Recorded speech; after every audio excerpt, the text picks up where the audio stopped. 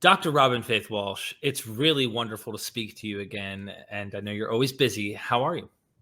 Well, I have a cold, but I'm okay. Okay. Just if you hear me cough or I don't sound like myself, I'm Yeah, all, little stuffy, right? Little I'm a little stuffy. stuffy. Yeah. So, It's but I'm okay. hanging in It's there. okay. Yeah, I'm feeling better. So on the tail end of it. So, as far as the literature of the Gospels go, depending on how we look at that literature, you might walk away with a different interpretation. And I'll give you one example that I recently interviewed Jennifer Bird. She introduced me to a book about the beloved disciple. It is outside of the mainstream view, but the hypothesis goes something like the audience in which John's gospel is written to are Greek. Therefore, it is not unlikely that Jesus had a lover, the beloved disciple, as someone who's like a pupil type lover boy who follows him and in fact adorns him even at his death and goes to his tomb. Like it would have fit a Greek context. But when we read it as Christians or Christian apologists or things like that, this is historical, this is reliable. Jesus was this strict, observant Jew who would never do something Leviticus says. But we're dealing with the Gospels here. And so I paint that picture to kind of ask you, Yeah. especially with your gospel ideas. Yeah. When an empty tomb story shows up, as a classicist and not as an apologist and not as someone who thinks this is literal, historical, actually what happened, what does that say to you? It says that he's a god. I mean, that's basically what that symbolically would have represented, I think, to an audience in the ancient world. I think you're absolutely right that some of these things that, we have 2,000 years of interpretation that can change how we approach a particular aspect of the gospel. And I could talk about the beloved disciple thesis too, if you want, but there has to be an awareness of the multivalent ways that these things could be read in the ancient world.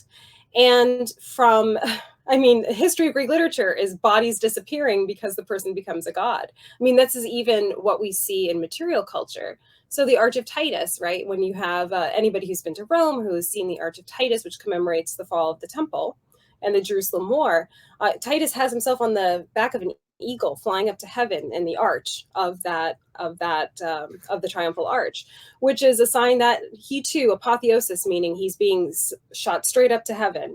And generally speaking, when that happened to somebody in the ancient world, and there are so many examples, that person has become a god. The one that comes to mind for me, I think in the novel Keraton, which is a Greek and Roman novel. They sometimes call it a romance, a Greek romance. There's a figure who goes to the tomb. He's heard that basically his girlfriend or his love interest has died.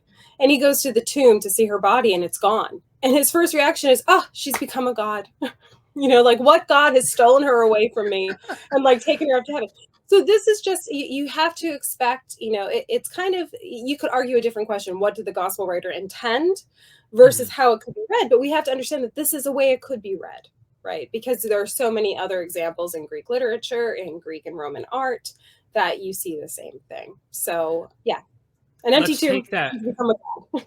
Let's run with that. Okay, so we have obviously, what do you think? And this is a bit speculative based on our criteria. Everything is a little bit speculative, to be honest. We don't have them to interview, right? We can't ask, all right, Mr. Not Real Mark, but really we're just asking you because your book's been called Mark forever. I wish we could. My question is since in the Mediterranean world, anyone who saw that or read that would have thought he's become a god. Paul says in Romans 1:4, it is by his resurrection that Jesus is now a son of God. He is the deified. He's clearly become a god. And he says he was buried and then resurrected. He doesn't give a tomb narrative, but it's not implausible to think his body's missing, he's gone or something. What do you think is implied by the gospel authors? Do you think they're thinking like what you're saying here and more? I think they are trying to convey his status being changed, so that whether you want to say son of God, the way that Paul does, by the way, it's interesting. Each gospel marks when when Jesus becomes a son of God differently, just kind of as a side note. So for Mark, it's the baptism. For Paul, it's the resurrection. For Matthew and Luke, it's his genealogy, essentially, right? So you can see, just kind of as a side note there. So I think that yeah, it's just trying to convey that this person is out of the ordinary. Also, you can argue that with so many other examples in Greek and Roman religion and ancient Mediterranean religion of figures who were once mortal becoming extra mortal. I try not to use supernatural because I think in the ancient world, this was all natural. This just happens, right? But supernatural in the way we understand it, kind of, in an esoteric kind of spiritual way, let's say, they're just trying to mark that, right? That he has now taken on this supernatural status, this extra human status. And so I think anybody who would have read that, I mean, that's not normal for someone's tomb to be empty, right? So Right. I just think that's how they would have understood it. And it gives you some kind of symbolism that I mean, it also explains for any of the gospel authors who may have been reading Paul, or at least are in that kind of Pauline tradition of understanding what we call early Christianity.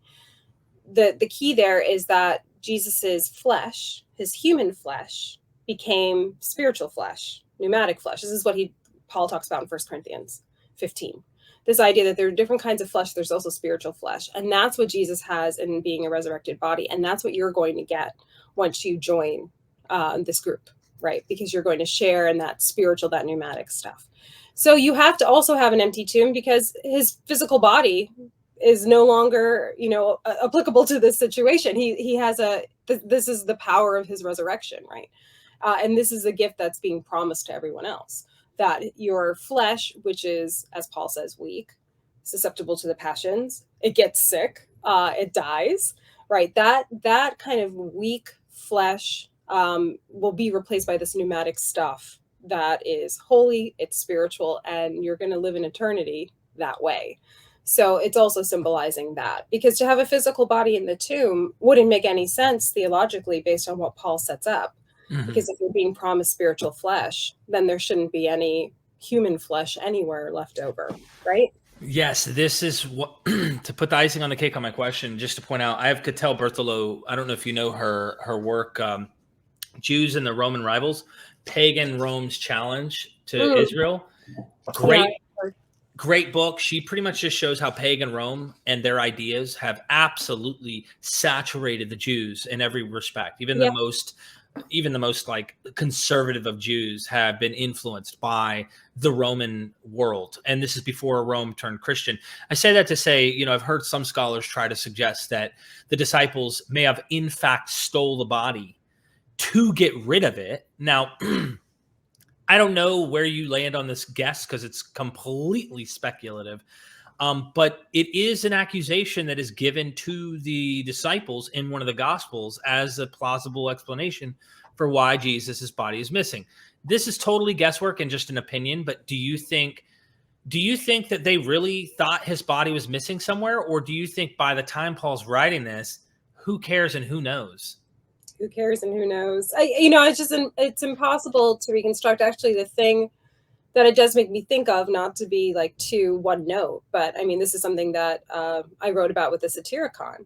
I mean, the Satyricon makes that joke that they took the body of the widow's husband out of the tomb to replace the one that was stolen down from the cross so that the Roman soldier wouldn't be killed, right? Right. So it almost is that like that satire or almost like a joke about the same question you're asking, right? So that tells me that in the 2nd century, they were asking the same question.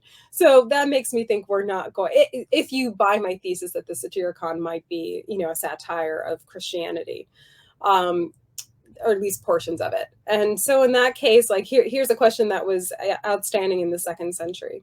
Mm-hmm. Generally speaking, unfortunately, because this is a gruesome punishment, but people who were crucified, the bodies were not cared for. The bodies were left, or the bodies were buried by the Romans in some kind of, mass grave somewhere outside the city walls. So I think the idea that the disciple, there are other people who would know more about this than I do as a historical matter, but I do also wonder how much we can imagine they would even have the opportunity to do anything with this body, right? More likely the body would have been left or taken care of by the Romans. In that case, it was missing, right? Because they had no authority to do anything with it. So then it's a legend built. Right. The rest is legend being built. Possibly. I mean, those are the kind of things that I would press on. And again, there are people who are more expert than me in this, but just those, there are laws that you can look up, around crucifixion, that would dictate, what rights a family has to a body or something along those lines. That to me would be a better starting point than the Gospels for describing that historical matter. Thank you so much. I appreciate that.